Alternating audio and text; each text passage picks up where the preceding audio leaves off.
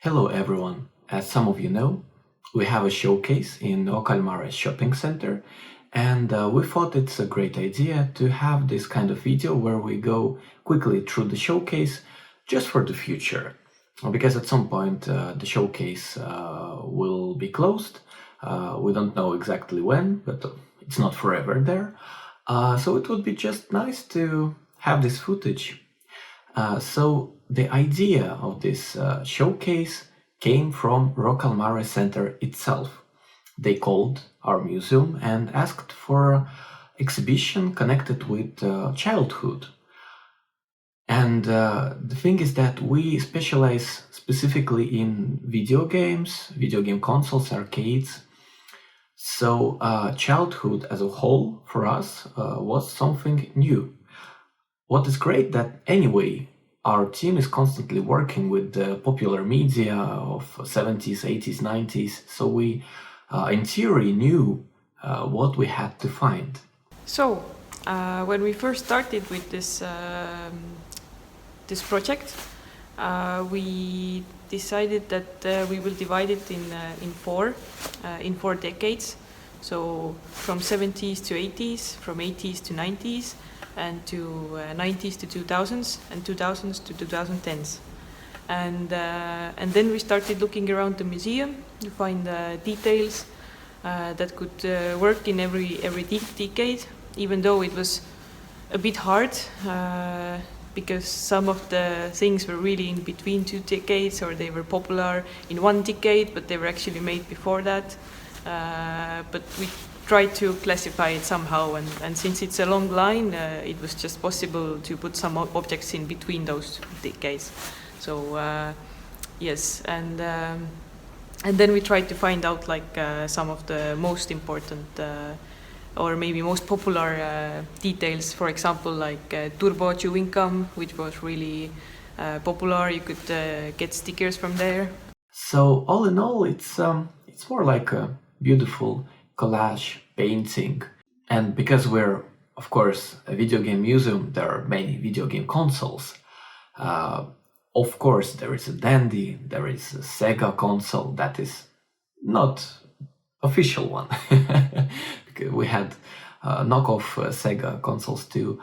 Some official games, unofficial games, PlayStation 1, 2, 3, because PlayStation family was always very strong in Estonia. PSP, of course, is there. Nintendo DS is there. Somewhere in between there is a computer, which was also in the end of the 90s, maybe beginning of 2000s. It was popular to play games on a computer, and we wanted to first to have this fat monitor, but it took so much space, and since the space was actually really small where to put the whole exhibition, we decided to use a flat one. But we have a picture there of a fat screen. And actually on that picture it's me when I was a kid and playing there. So I think it still represented that time. And there is a small part of the exhibition that is connected with rock band, DJ hero, dance pads, all those interactive activities.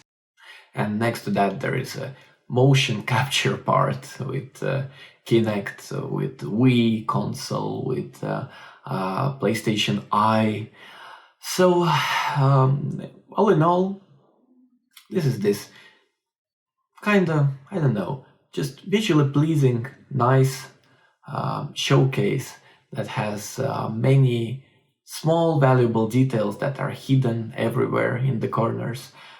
And later, somewhere in January, Rocca al Mare Center said that they're interested to expand this showcase, this exhibition.